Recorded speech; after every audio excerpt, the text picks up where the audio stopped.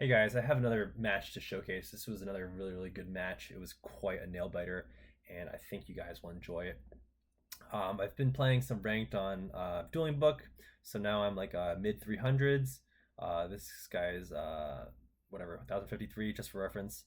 But yeah, let's get into it. This was a crazy match.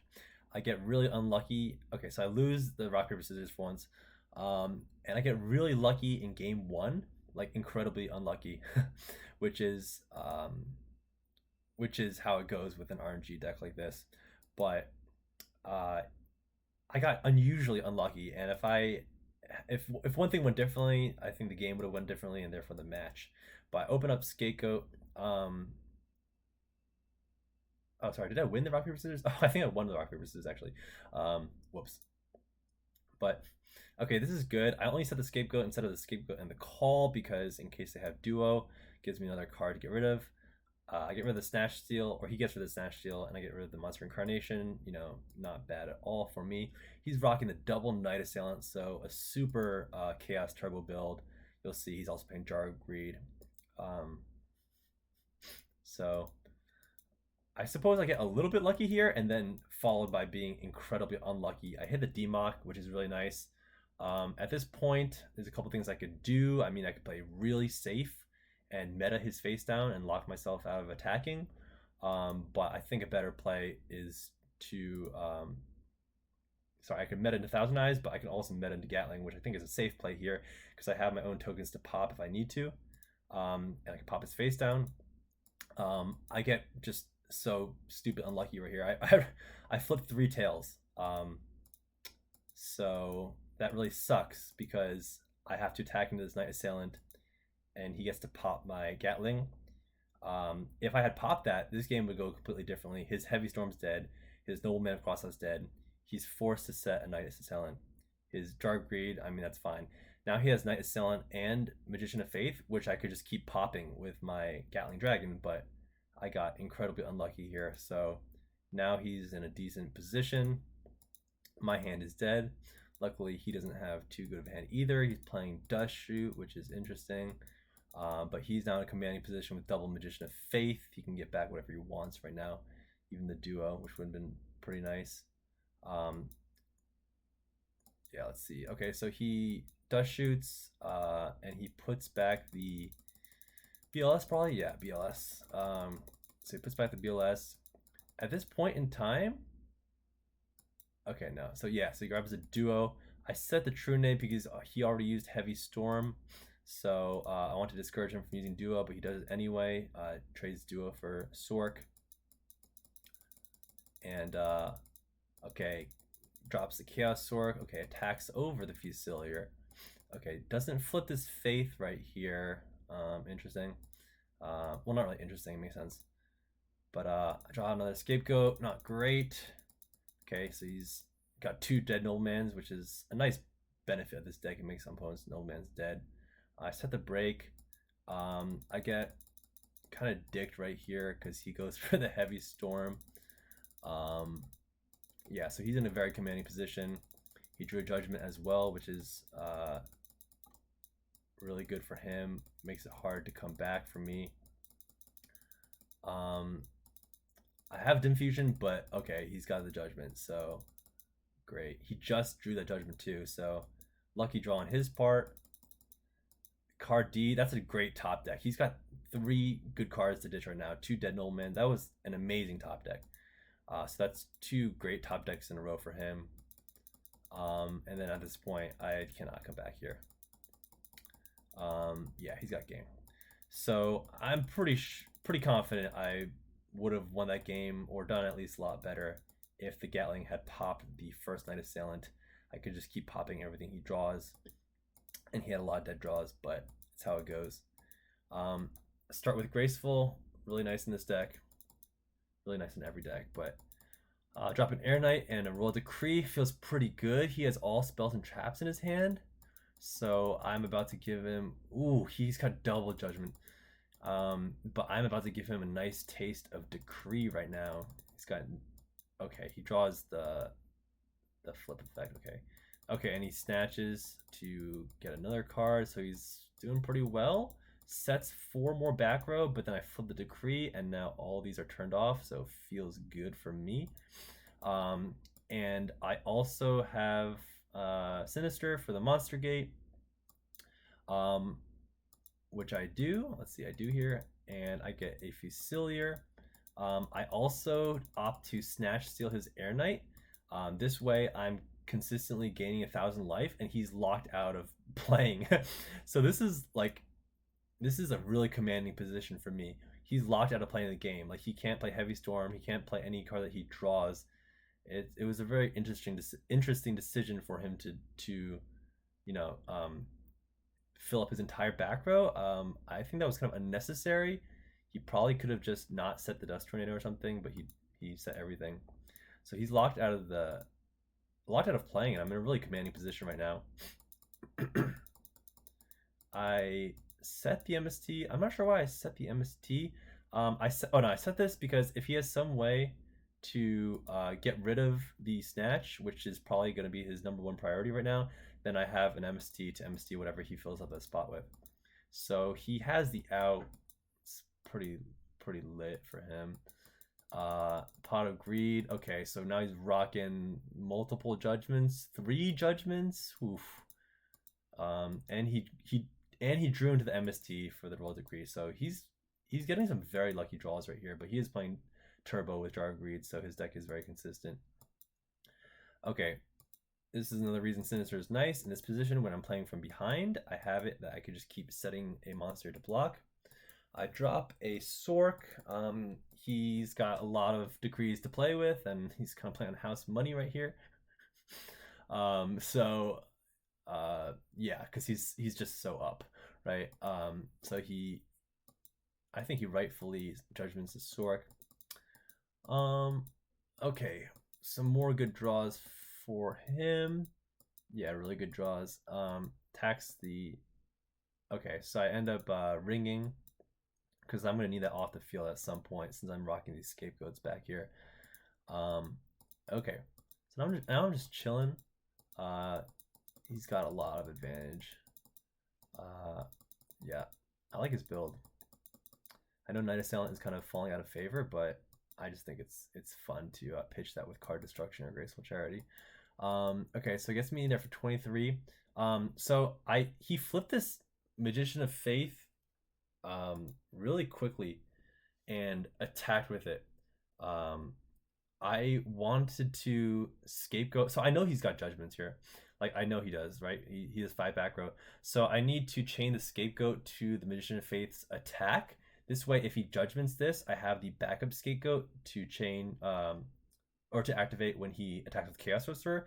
If I wait till the Chaos Sorcerer attacks and he negates this, then the attack is going to go through, right? So I activate the scapegoat when the Faith attacks, and then I try to activate the second scapegoat to block, but holy fuck, he uses 2 judgments.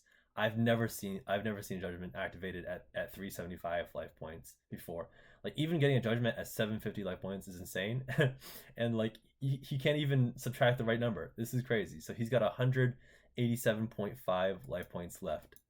But I topped it like a G right here. I've gone through 3 judgments, right? Like, I feel like I deserve this win right now. So I Heavy Storm his back row. He's literally got the 3 best traps in the game, besides Judgment. He's got the trap trinity right here. So, like, man, his deck is either really consistent or he's super lucky when it comes to drawing. But yeah, he's just got god cards. And then I just attack him with the Faith for game. So that was a close one, but I barely scraped by with that Chaos Sorcerer top deck. Another reason I think playing 3 Chaos Sorcerer is really good, especially in the grind game, which with the way I play this deck, I end up grinding more often than you would think. Sets 2 back row, which are bluffs. I upstart into Graceful, which is really nice. Let's see, I pitch, break, because I already have one, and Sork. I get unlucky here, not unlucky, but unfortunate here. He's set so many Magician of Faiths, And I'm hoping this is a Dokoichi or Magician Faith, but it's literally the one flip effect that I don't want. It does help me, prevent him from walling up a lot though, so that's cool, I guess. Um, but not the most ideal mind control by any means. Sets the Judgment and Dokoichi feels pretty good. I'm sitting on the Ring and Torrential for when he flips that up. Okay, gets to draw off that. He's got the MC chilling the whole time for the swords.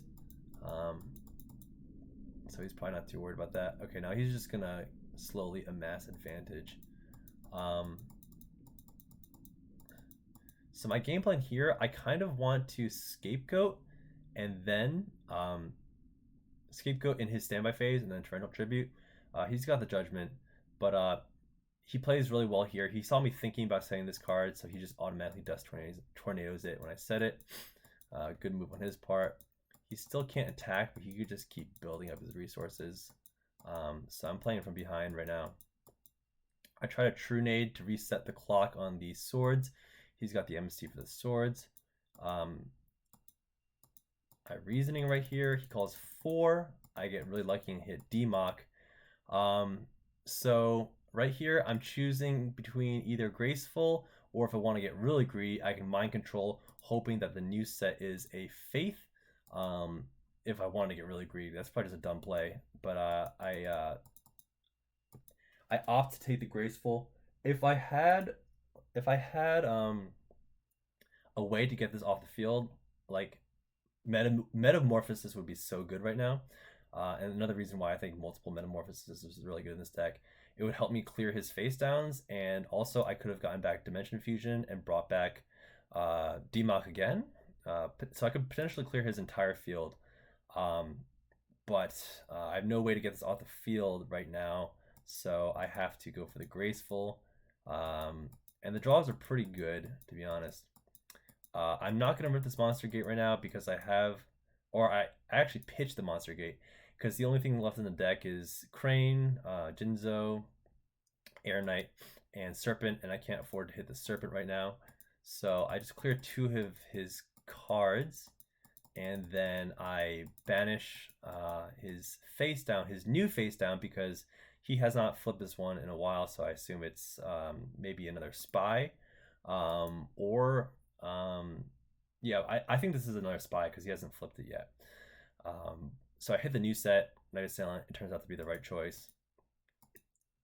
I also know, okay, so right now he's got 5 cards in his hand. Right now, I know that 2 of them are Thunder Dragon for obvious reasons, and I know he has a Judgment in his hand because, he had 3 set before, and he activated all of them but 1, so I know he's got 2 Thunder Dragons and Judgment in his hand. And I just have a sinking suspicion that he's got a Chaos Monster follow play, because they always do, and he's got the Light in the Dark and Grave. But he can only make 1 Chaos Monster, so I'm kind of prepared for this. This was a heads-up play by me.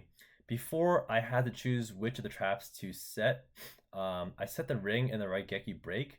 I thought Torrential was going to be the most dead, because I have a full field, and it requires him to summon a monster to make use of it. So I set the Raigeki Break, kind of expecting the Snatch Steal to come in, and I made the right call here. So I'm able to Raigeki Break the Snatch Steal, which puts him in a tougher position. He has to summon the Sork and banish my BLS, which I was prepared for him to do when I summoned the BLS in the first place. I assumed that he had a Chaos Monster. So I know that back row is Judgment, and I have to assume that this is a Faith because he's gone through, quite a few flip effects already, and he hasn't flipped this one in a while. So I gotta assume that new set is a Faith. But a top deck Sinister Serpent, it's not bad. I can banish his Chaos Sorcerer. I'm going to attack the new set because I know it's probably a Faith. The alternative here is attack this one and wait for him to flip up the Faith. But I feel like the outcome is pretty similar. But yeah, he's in a good spot right here. So I still have the Ring of Destruction. I know he's going to get back to Snatch Steal before I even attacked it because I thought it was a Faith. I'm prepared to Ring of Destruction my DMOC once he Snatch Steals it and commits to the battle phase.